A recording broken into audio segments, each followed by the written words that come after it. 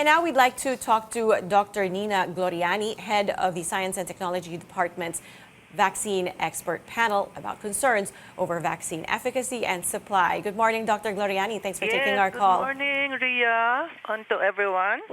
Now, ma'am, we reported earlier that those who have had the Sputnik V as their first dose can now be inoculated with AstraZeneca for their second shot, but under certain conditions. Can you tell us, ma'am, what exactly are these conditions, and how did it come about now that we are allowed to mix vaccine brands?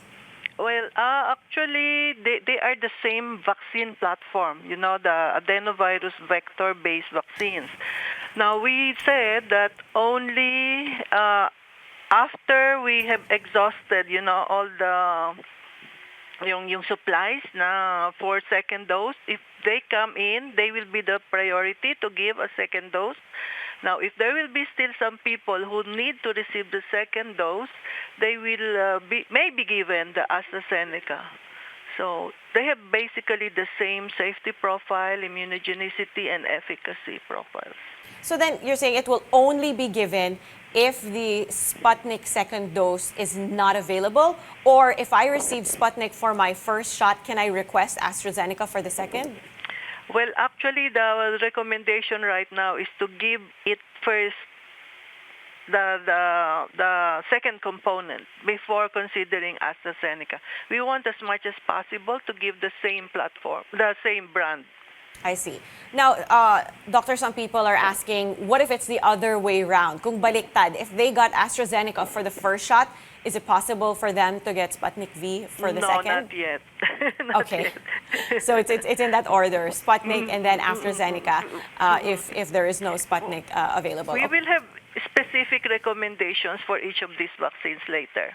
All right. Ma'am, I also want to ask you about vaccines for pregnant and lactating women. Understandably, there's skepticism about possible side effects. Can you tell us about this? Are there any serious side effects for pregnant and lactating women? How safe are the vaccines? Yes, actually, the US CDC just released yesterday their recommendations to give COVID vaccines to pregnant women, irrespective of the trimester they are in. They have new data that show the safety of these vaccines. None of these are actually live attenuated. Most of them are either yung adeno-based, mRNA, or the other spike proteins. So they have sufficient data now, and there's an early data from Israel also showing safety. That pregnancy cause as what I mean to say is the risk of more severe COVID, meaning hospitalization and critical care among pregnant women, is very much higher than those who are not pregnant. Ma'am, let's talk about the Delta variant. We have increasing cases of the Delta variant here in the country. And because of this, there have been talks to include minors in the vaccination program. Can you share with us your take on this, and how soon can we inoculate kids? Well, actually, we have been discussing this issue for some time already, not even just 2 weeks, no? But we met with the all experts group of the Department of Science and the Department of Health, and we're looking at three things. First is safety. Some of these, actually, it's only Pfizer that is currently allowed for the children, no? 12 to 17 or less than 18. So there are some very specific precautions with the younger potential vaccinees, especially on myocarditis, maybe GBS, which is Guillain-Barré syndrome. And we are looking at reviewing the data on this safety for if we are going to give the vaccine to immunocompromised people or children for that matter. So for instance, you have a child who is immunocompromised or has comorbidity, especially having heart problem, we have to really consider or weigh in the possibility of myocarditis in such group. Second is equity. We want to actually cover as many of the vulnerable adult population as much as possible.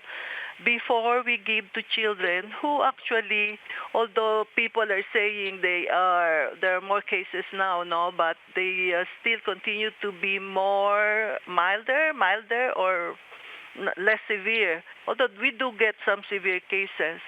So we have to ramp up first the adult immunization to a level where we can get population protection and, if possible, herd immunity. And the last one is really protection. Yung cocoon, we have been saying that, yung ring vaccination, where you have to give to those who are more vulnerable, which means the adults. So in a particular family, for instance, if you have 5 people there, if we immunize 4 of them and there's a child there who cannot be immunized because we have no vaccine yet for the children, that should indirectly protect the children already. That's right. It's one way to protect the kids while we cannot give them vaccines yet. Thank you so much for your time this morning. That was the OST Vaccine Expert Panel Head, Dr. Nina Gloriani. Now,